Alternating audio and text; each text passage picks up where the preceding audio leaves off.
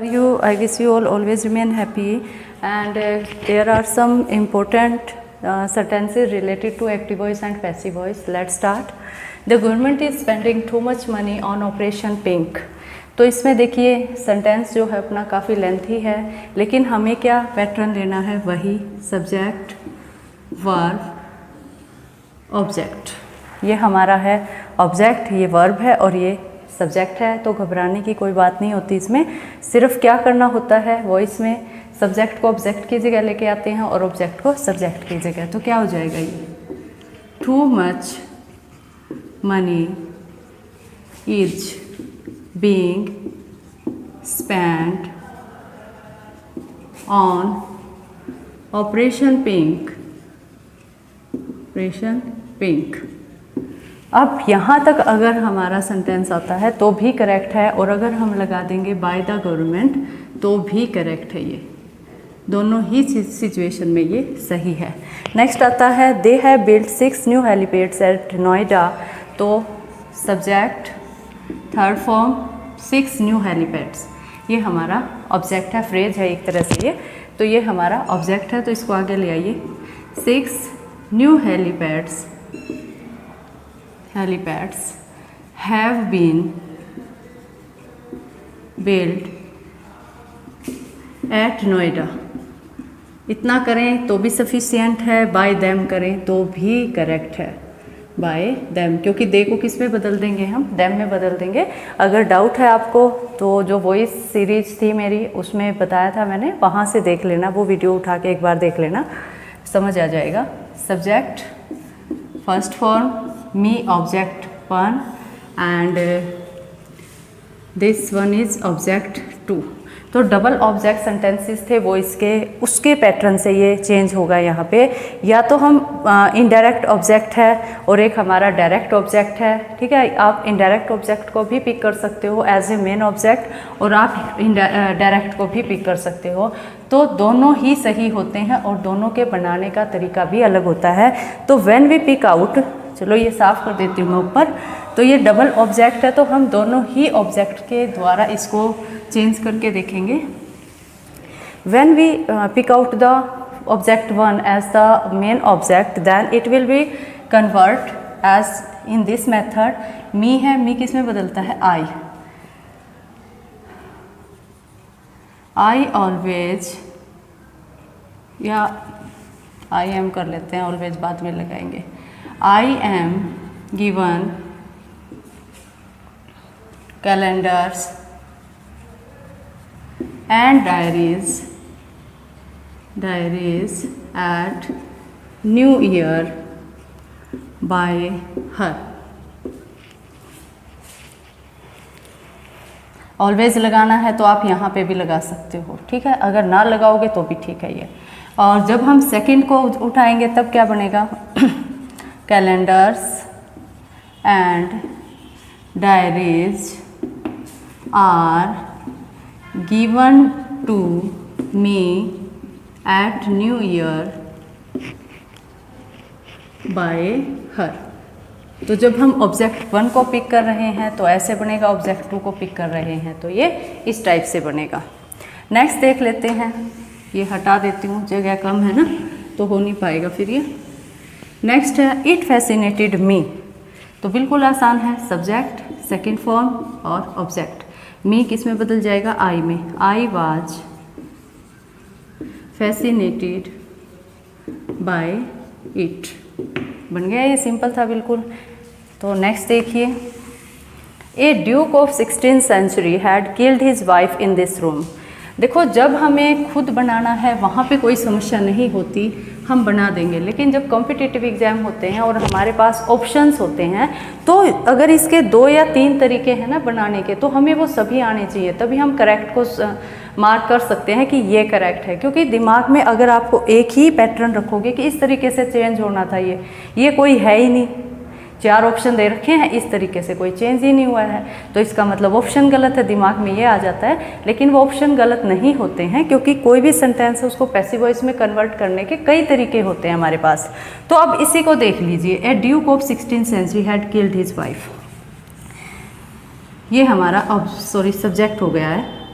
ये हमारी third form है और ये हमारा ऑब्जेक्ट हो गया है।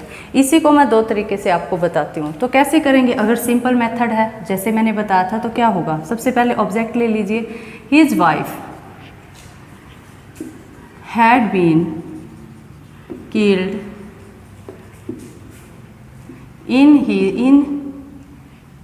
in this room by Duke of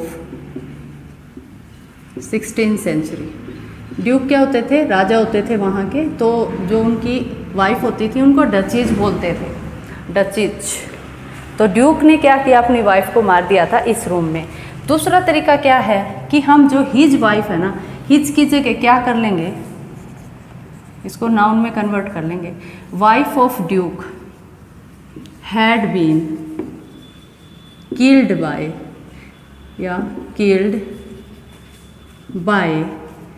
अब बाय की जगह क्या किया था हमने, देखो इन दिस रूम लगा लो, चलो पहले या बाद में लगा लेते हैं ना। अगर इनको यहाँ पे भी लगाते हैं ना, by duke of 16th century in this room, तो भी करेक्ट होता है ये। चलो इसमें यहाँ ऐड कर रखा है तो यहाँ पे भी कर सकते हो आप, रूम बाय। अब हमने इसको नाउन बना लिया तो इसको क्या बनाना पड़ेगा, प्रोनाउन बनाना पड़ेगा। तो क्या कर देंगे हम, सिंपल हिम, ऐसे। वाइफ ऑफ ड्यूक, ड्यूक के आगे ऑफ 16th सेंचुरी, ये भी लगा सकते हो आप, ये भी लगा मिल सकता है। Wife of duke of 16th century had been killed in this room by him. तो ये अगर ऐसे बना हुआ है तो भी सही है, ऐसे बना हुआ है तो भी सही है। व्हेन वी जब हम कोई ऑप्शन को चूज करते हैं ना, वहाँ पे अगर वॉइस है तो वहाँ पे सिर्फ 3 या 4 बातें हैं, वो ध्यान में रख लिया करो कि क्या इसमें हेल्पिंग वर्ब है, क्या इसमें थर्ड फॉर्म आई है, क्या इसमें सब्जेक्ट को ऑब्जेक्ट ने रिप्लेस किया है और ऑब्जेक्ट ने सब्जेक्ट को रिप्लेस किया है। अगर ये 3 बातें सही हैं, या प्रोनाउन है ही को हिम में, सी को हर में, आई को मी में, वी को अस में, अगर ये 4 चीज़ें सही हैं तो वो नाउन बनाई है, प्रोनाउन बनाया है, वो मैटर नहीं करता, वो करेक्ट ही होगा हमारा सेंटेंस। तो इस तरीके से आप देख सकते हो उसमें, तो वो सही आप चूज कर पाओगे, सही ऑप्शन जो होता है। ये क्या होते हैं, ये होते हैं जो हाई लेवल के कॉम्पिटिटिव एग्जाम्स होते हैं ना, वहाँ पे आते हैं ये सेंटेंसेस इस टाइप के। नेक्स्ट हमारा आ जाता है the owner showed them the house. ये भी बिल्कुल सिंपल है। सेकेंड फॉर्म देम ऑब्जेक्ट, ठीक है। तो ऑब्जेक्ट को आगे ले आइए, देम किसके चेंज करने से बना, दे के। They are shown, third form बनाएंगे ना, shown the house by the owner. उन्हें घर किसके द्वारा दिखाया गया, ओनर के द्वारा। They are shown the house by the owner, तो ये बन गया हमारा। और लास्ट वन हमारा आ जाता है we have to pick the fruits very early in the morning. तो इसमें वी क्या है, सब्जेक्ट है, हैव टू पिक क्या है, वर्ब है हमारी, फ्रूट्स क्या है, ऑब्जेक्ट है। तो लिख लीजिए the fruits have to be. वैसे तो हैव वाला जो आता है ना, परफेक्ट में अगर आता है तो बीन यूज़ करते हैं हम, लेकिन इसमें देखो have to pick first form use की गई है इसमें। तो इसमें क्या होगा, ये हैव टू क्या है, यहाँ पे मॉडल एक्सिलरीज है। क्या है ये, मॉडल एक्सिलरीज है। तो मॉडल एक्सिलरीज जहाँ पे यूज होते हैं वहाँ पे क्या हेल्पिंग वर्ब यूज़ करते हैं हम, बी। तो क्या होगा, the fruits have to be picked very early in the morning by us। देखो इस टाइप के, देखो हमने क्या डिवाइड कर दिया, ये सब्जेक्ट है, ये वर्ब है, ये ऑब्जेक्ट है, और ये एक और चीज़ है, बहुत सारी, एक फ्रेज है ये।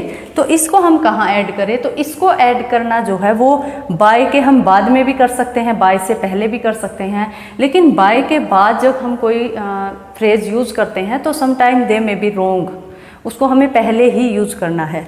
और अगर हम पहले यूज़ करते हैं, मैं हमेशा यही प्रेफर करती हूँ, यही बताती हूँ स्टूडेंट्स को भी, कि जो भी ये चीज़ है ना एक्स्ट्रा है, उसको हमेशा बाय से पहले ऐड कर दो, क्योंकि वो हमेशा ठीक होती है। बाय के बाद कुछ सिचुएशन में तो वो सही होती है, लेकिन कुछ सेंटेंसेस में वो रॉन्ग भी हो सकती है। लेकिन अगर हम इसको बाय से पहले यूज़ करते हैं तो 100% ये करेक्ट ही होती है। इसीलिए देखने की कोई ज़रूरत ही नहीं है, जो भी है उसको बाय से पहले पूरा, जितनी भी बड़ी फ्रेज है हमारी एक्स्ट्रा, उसको बाय से पहले ऐड करो और लास्ट में लगा दो बाय अस या बाय मी या जो भी है। तो ये हमारे कुछ इंपॉर्टेंट सेंटेंसेस थे वॉइस से संबंधित। Now thank